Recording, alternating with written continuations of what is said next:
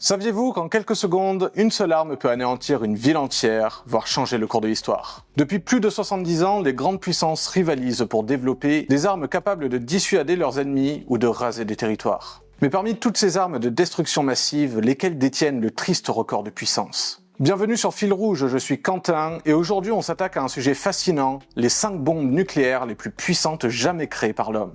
De la légendaire Tsar Bomba russe au Castle Bravo américain, vous allez découvrir ces armes incroyables, leurs caractéristiques mais aussi leur impact sur l'équilibre mondial. Vous verrez que derrière chaque bombe se cache une histoire de course à l'armement, de stratégie et parfois de catastrophe humanitaire. C'est parti.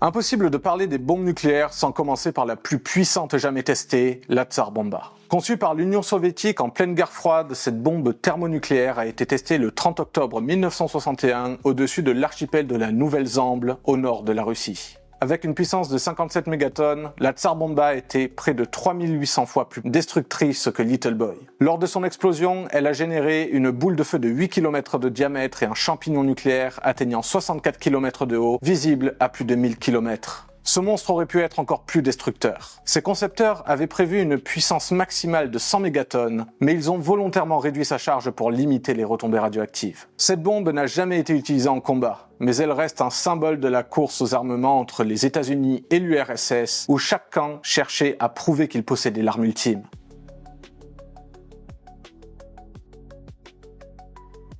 Face à la Tsar Bomba, les États-Unis n'étaient pas en reste. Leur arme la plus puissante, la B-41, était capable de dégager une puissance de 25 mégatonnes, ce qui en faisait la bombe la plus puissante jamais construite par les Américains. Développée dans les années 1960 et opérationnelle pendant près d'une décennie, la B-41 a été conçue comme un outil de dissuasion transportable par bombardier stratégique. Cette bombe thermonucléaire, avec son design en 3 étapes, était le fruit des avancées scientifiques américaines pour rivaliser avec l'Union soviétique. Heureusement, cette bombe n'a jamais été utilisée et a été retirée du service au début des années 70. Elle reste à ce jour un symbole de la stratégie américaine visant à égaler ou dépasser les capacités destructrices soviétiques.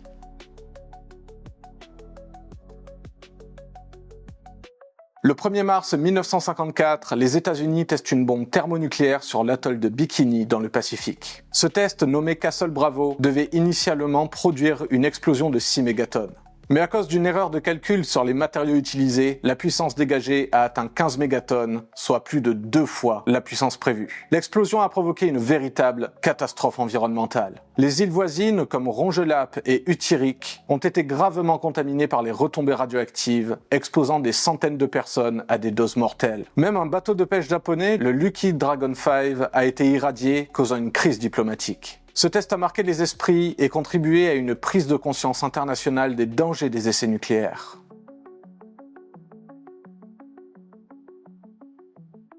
Retour aux origines des bombes H avec le test Ivy Mike, réalisé par les États-Unis le 1er novembre 1952. Avec une puissance de 10,4 mégatonnes, Ivy Mike n'était pas une arme opérationnelle mais un prototype destiné à tester la technologie des bombes thermonucléaires. L'explosion a littéralement effacé l'île d'Elugelab dans l'atoll d'Eniwetok, ne laissant derrière elle qu'un cratère de 2 km de diamètre. Ivy Mike a marqué un tournant décisif dans l'histoire. Les bombes H, bien plus puissantes que les bombes à fission, devenaient une réalité.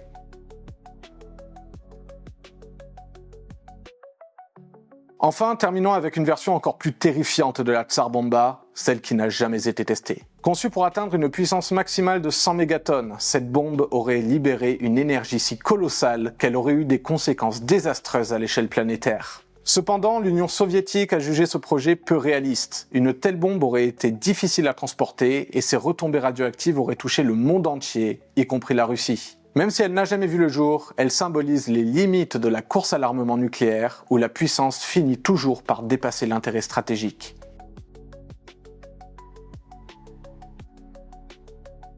Ces 5 bombes incarnent à la fois l'ingéniosité humaine et la folie destructrice qui a marqué la guerre froide.